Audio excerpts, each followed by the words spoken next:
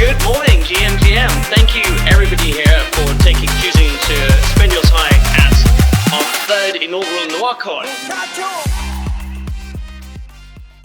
Like I said, I want to get you guys familiar with how to get started on Aztec, because a lot of this is kind of like abstract and it's not totally clear exactly what data structures you're going to interact with, how to do these things. So I've got a couple slides with some resources, and then we'll just open VS Code and get going. So yeah, installation, overview of stuff, and then some references of resources to get started. So to install the tooling, this is actually in the docs. So if you go to docs.aztec.network, you land on this build section where this is for developers and application developers specifically, where you want to write contracts, understand how Aztec works. We have this whole node operator section. This is more for infrastructure operators. But this landing page, getting started on Sandbox, has prerequisites and the installation script. So our tooling does require Docker. It's currently just Docker containers. We're working on removing this dependency so you can actually install the tooling without needing Docker. But currently, you do need Docker installed, and then you can run this one-line install script, and we'll install Aztec up. So Aztec up is our just tooling management tool. So if you run Aztec up, after running that script, it will pull some images. I believe I have the latest, so it's not actually going to pull the Docker images. It's just basically when I run Aztec up, it's getting the Docker tag latest version, which is currently 2.1.6, which is what Ignition is running. If you guys aren't aware, we started our network, was it yesterday morning at like 2 a.m.?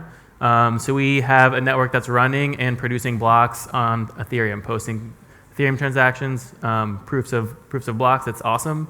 There's no transaction enabled on this network currently. So if you actually want to write contracts and deploy them to a network, you're going to have to put them on the DevNet or like a local development environment. We're looking to get the execution environment enabled on mainnet Q1 next year-ish, hopefully. One of the difficulties with building a blockchain and designing one that's never been made before is there's a lot of unknown unknowns, and some of the timelines can fall a little bit, but that's what we're shooting for. There was a question previously about versioning. I recently added a whole bunch of versions to the docs. If you look at this drop down, I have Ignition as the default. It's 2.1.5 or 2.1.6. We had a patch for a minor thing. We also have testnet. I believe it's still running 2.1.4, but then we also have DevNet, which is essentially just a network that Aztec Labs is running the single node, and we're just keeping the network going. This is the network for developers that's public. So if you want to deploy your contracts and have other people connect to that network and also interact with your contracts, this is a public network that's useful for writing and testing contracts. And we also have a nightly version of the documentation. Every night we just publish the latest changes from our monorepo. So yeah, it's kind of confusing which versions to use, but just use DevNet. So the way you would install DevNet is just do Aztec up 3.0 3.0.0/devnet.5. You might see like devnet.2, devnet.4, devnet.5, various places. These are just minor patches that have been released. Like devnet.2 should work with devnet.5. I recommend using devnet.5 because I think some of the Docker tagging was improved with devnet.5, so you may just like encounter slightly fewer errors. So you can run, once you run that install script, you can run Aztec up 3.0.0-devnet.5, and you'll get the DevNet version of the software. You can see it's actually installing a bunch of stuff to my home in the .aztec directory. It's the Aztec run script. There's an Aztec utility, Aztec up utility, Aztec Nargo, which is just a Aztec specific version of Nargo, like just Nargo at a specific commit tag. There's Aztec post-process contract, which does some verification key stuff, I actually have I'll just move to the slide on this. Here's the details of all of the tools that are included when you run Aztec up. So the basic Aztec command launches infrastructure systems. Like mainly I've seen this used for just like running nodes. If you go to the run a node section of the docs, like a lot of the stuff are just Aztec commands. When we start our sandbox, we'll just use the Aztec command. And there's some utility commands for interacting with a network. I don't typically use the Aztec command to interact with a network. I'm typically writing TypeScript stuff. It's just a lot easier to do. Aztec Nargo, as I mentioned, is a specific build of Nargo. Aztec Post-Process Contract is a post-processing tool for Aztec contracts that you'll run pretty much just after compiling contracts. Aztec Up helps manage versions. And then Aztec Wallet is a tool for interacting with the Aztec network as well. So doing basic interactions. And it sets up a wallet that includes the private execution environment that Kiara and Paula were talking about. I mentioned versioning. Ignition is the latest tag. It's what all the node operators are running. We have testnet for node operators to test newer changes on the networking side. DevNet for folks like us writing contracts, and then nightly versions if folks are really want to try typically like some of the latest proving system updates or something like that. So we can get into actually running the sandbox. I want to go through this. Right here, I have this Aztec starter repository linked. What I'm going to do is I'm going to start the sandbox and kind of go through some of the things in Aztec starter. But this Aztec starter repository is designed not as like a starting point for building an application, but it's a starting point for learning about how to do things on Aztec. So what it is, it's a relatively simple repository with an Aztec contract in it, and then some scripts, as well as some tests. So we can see like there's a simple private voting contract in here. There's utilities for compiling the contract, generating the TypeScript artifacts. There are utility scripts for setting up a wallet, deploying an account, restoring an account from like environment variables, testing unit tests in Noir itself, as well as more end-to-end tests in TypeScript. There are these are more like reference scripts that show how to do certain things. Like if folks ask me questions about how to do certain things on Discord repeatedly, I'll add something to the scripts folder. If you guys do repeated things on Aztec and you have common scripts, like definitely open PRs on this repo. There's a bunch of contributors from the community here. But some examples of scripts like deploying contracts, deploying accounts. We have fee abstraction on Aztec, so there's a bunch of different ways that you can pay fees. We have a fees script that shows all of the ways to pay fees. And these are in code, so like it's not just a description. It's like, hey, if you want to do this in your TypeScript, like check out this script and pull the code you want. Yeah, what's up?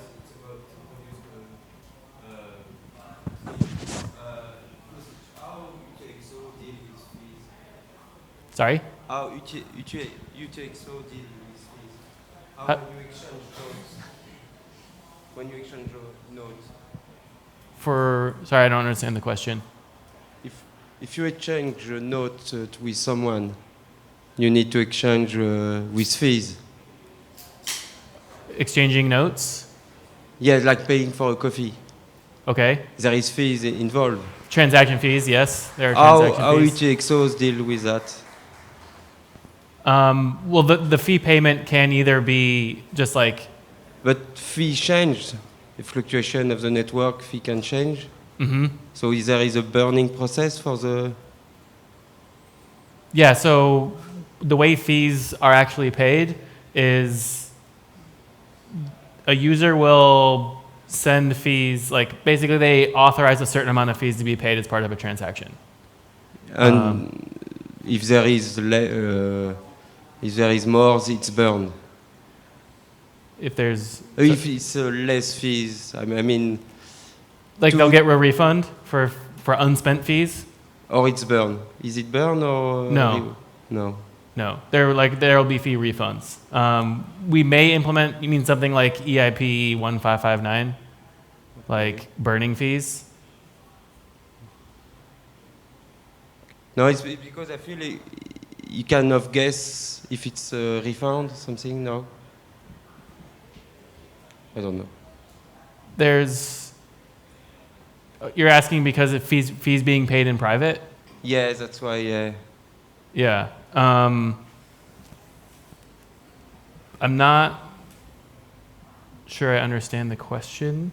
No, it's fine. It's fine. I find a real example. Yeah, definitely check out the script, and there's examples of how to essentially pay fees yourself. Fees are quite a complex topic on Aztec, particularly because the fee token lives on Ethereum. It's non-transferable on layer 2, and we have this fee abstraction concept. So this is definitely a more advanced topic that we can talk about a little bit later, but I want to focus more on like just the getting started side of things here. So yeah, going back to overview of this repo, there's configuration in this as well for like doing things locally on, we call it the sandbox, the local development environment, or doing things on DevNet. So you can run these scripts against like the actual public network or just doing it locally. I'm going to focus on doing this locally here because I'm not sure how good the internet is. So yeah, if we want to just get started,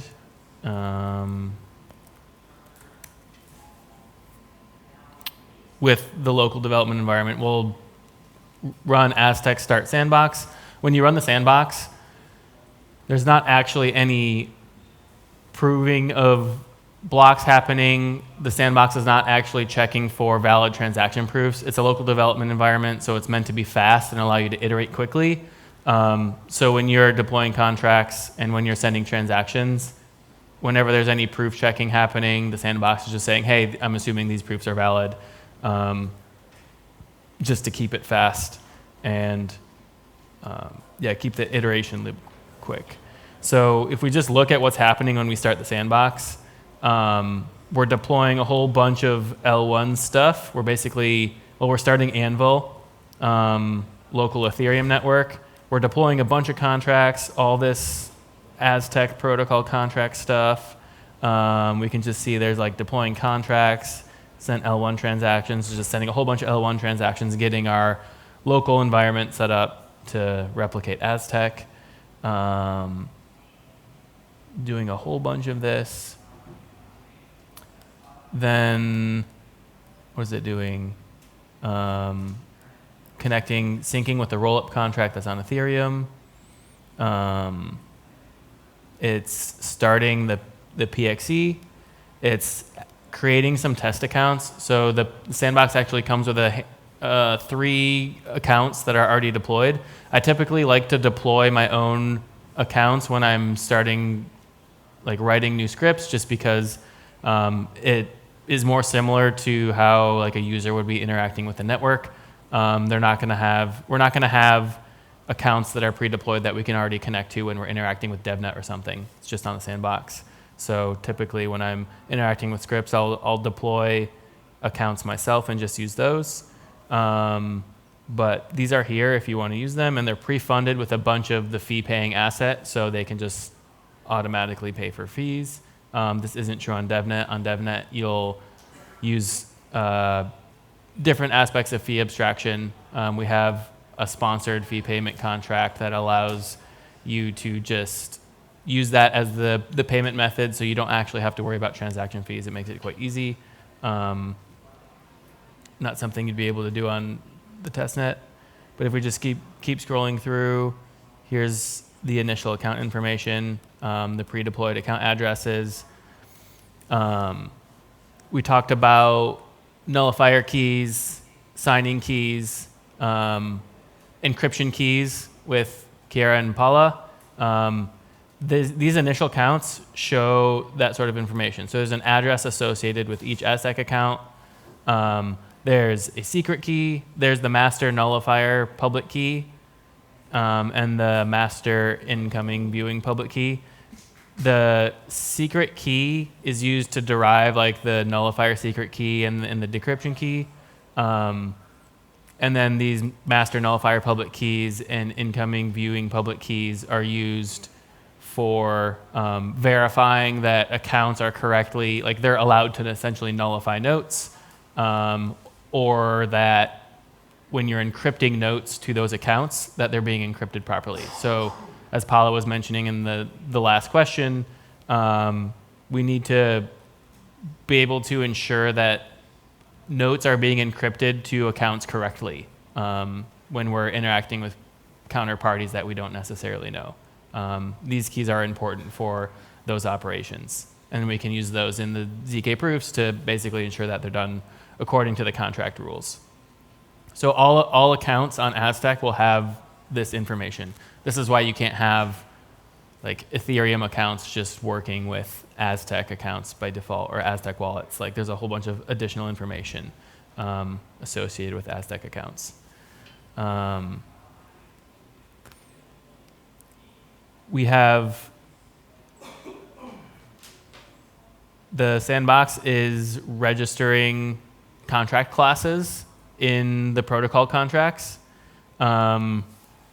In Aztec, we have a distinction between contract classes and contract instances, where essentially we can have like a token contract class that will be published once to this contract class registry. And then if anybody wants to deploy tokens using that contract class, there's just a pointer in the instance that says, hey, this instance of this contract is using this contract class, which massively reduces the redundancy of code on the network, and it makes it much cheaper to deploy instances of contracts because we can say, hey, this contract logic lives in this class, and then the state of the contract, the state of the instance will be unique. So the sandbox is deploying these contract classes. I think the default accounts that we're using are Schnorr account contracts, which are essentially just verifying Schnorr signatures to authorize transactions coming from these contracts. So it registers Schnorr account contract class and then creates 3 Schnorr account instances and adds a fee payment contract. Fee payment contract helps manage this fee abstraction piece. And yeah, I'll just skip to the bottom and we'll get into running more scripts. But essentially, you'll see this when your sandbox has started up. It says Aztec server listening on port 8080. Your Aztec server is essentially an Aztec node. So your sandbox is now just working as an Aztec node that you can send transactions to deploy contracts and interact with contracts.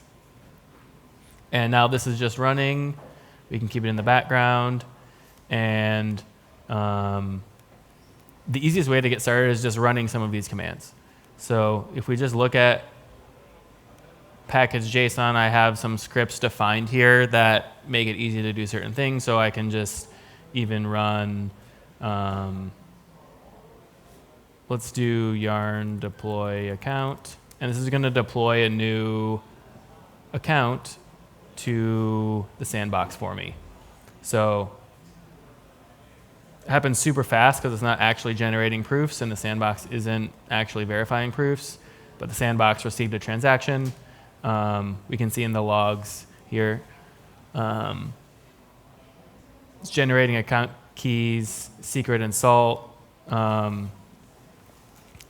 These are inputs to the wallet. We can look in the script in a second, but inputs to the wallet to actually generate the account. It's adding the Schnorr account to my wallet that I'm creating in the script, and basically just deploying it to the network.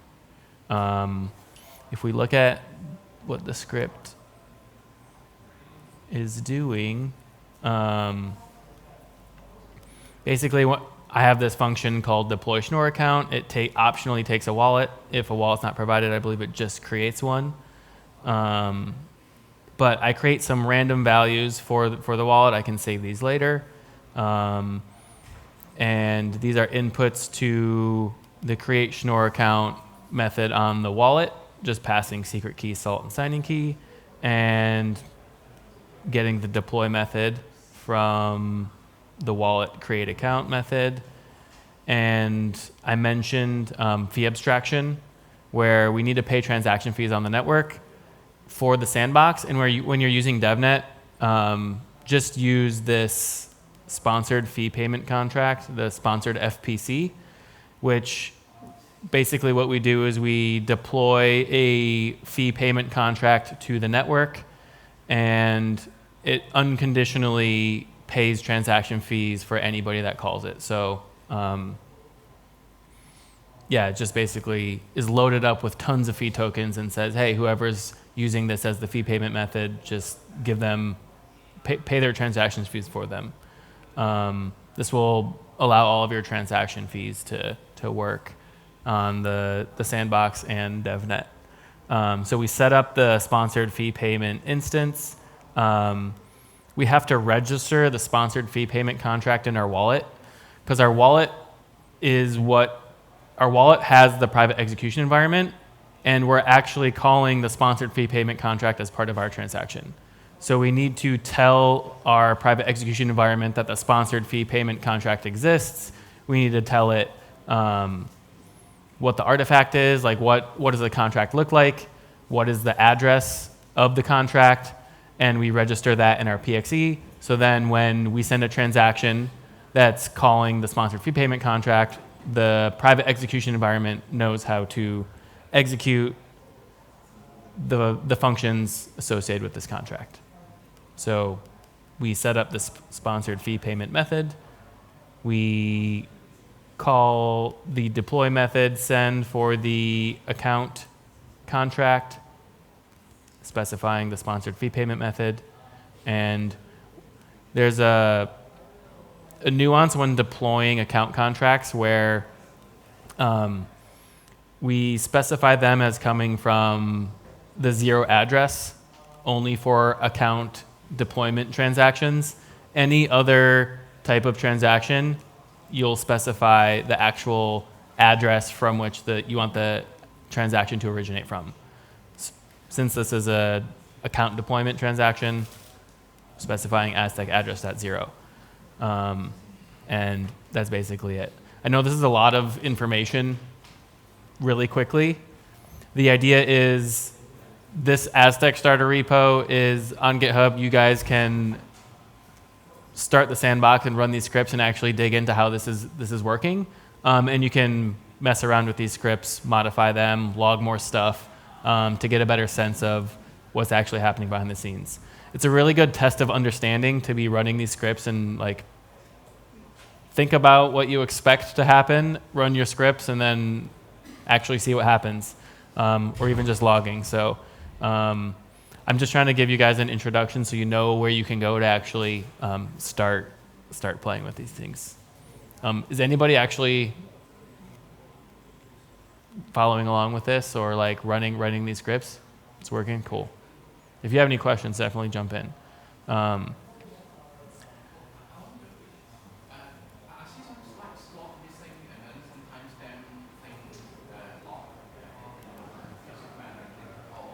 Yep, these. I'm not exactly sure. This is normal. It's not a problem. I'm not exactly sure why these logs are consistently happening, but yeah, it's normal. So jumping over to the deploy contract script, because this will be useful for you guys when you're actually writing contracts. Later in the day, the DeFi Wonderland guys are going to get into actually writing contracts. So right now, this just comes with an example private voting contract. If we can just compile what's there with yarn compile. It's actually going to run Aztec narco compile and run Aztec post process contract to generate the artifacts. And then I believe yard code gen will generate the TypeScript artifacts for use in the scripts. It's probably going to did update. So by default, this deploy contract script is just using the private voting contract that comes with, comes in the repo. So I can just run, I believe, yarn deploy, and it's going to deploy this private voting contract. I believe it's also going to deploy, it deploys a new Schnorr account using the same setup that we just went over with the sponsored fee payment contract, deploys a new account, and then uses that new account to deploy a private voting contract. So when you're deploying a new contract, you can just take the contract artifact from the generated TypeScript, call the deploy function on it, passing the wallet, and then the specific address. I believe the second input is like the owner of this contract. And then you specify the specific account address that you want the transaction to come from and the specific fee payment method. We're using the sponsored fee payment method, and log a whole bunch of stuff just so we can read it, and we can see that we have a new contract deployed. So now we have a private voting contract deployed onto our sandbox that we can then interact with.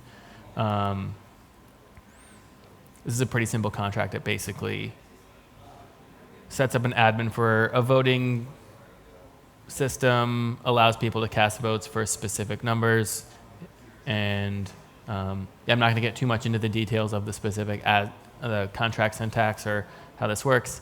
But yeah, now we have a contract that lives on the network. If you run, I believe it's just Aztec deploy, ::devnet, this would actually push it to the public devnet, and then anyone in the room could use their account contracts to interact with the private voting contract. So there's a bunch of examples in here. Some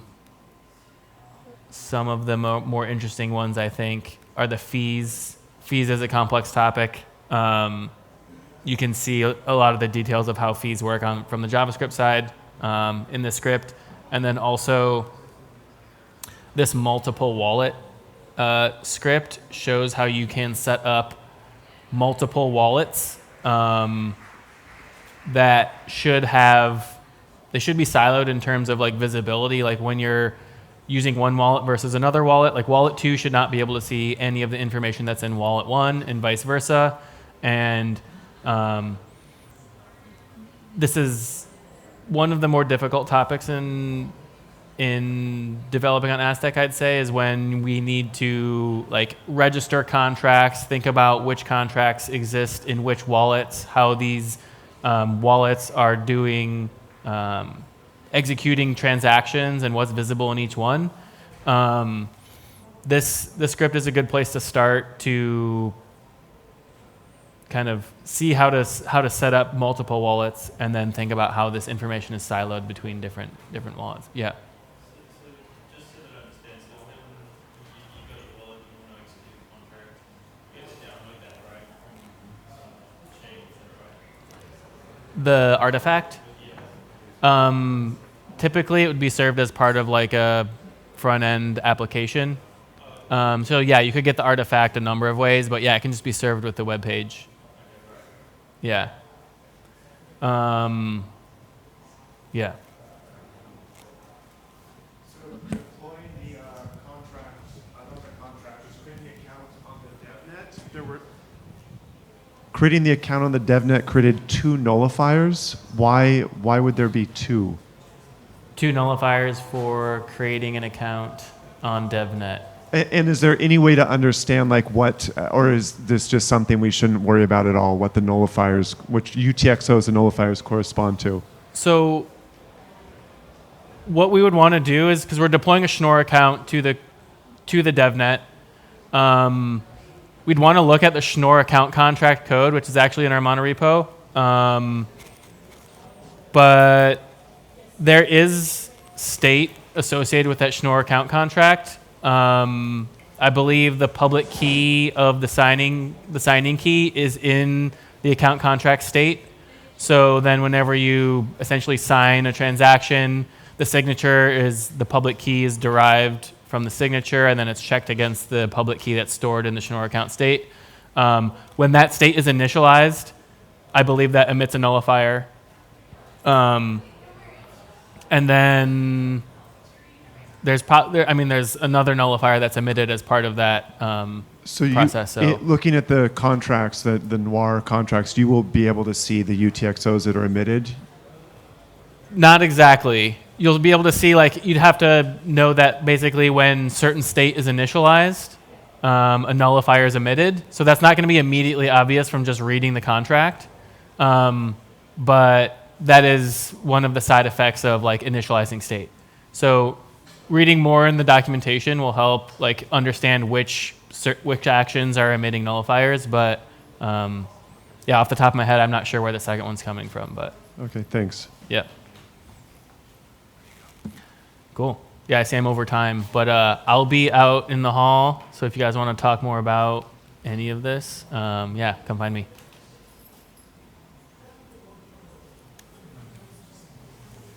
Cool. Test. Let's give it up for a round of applause.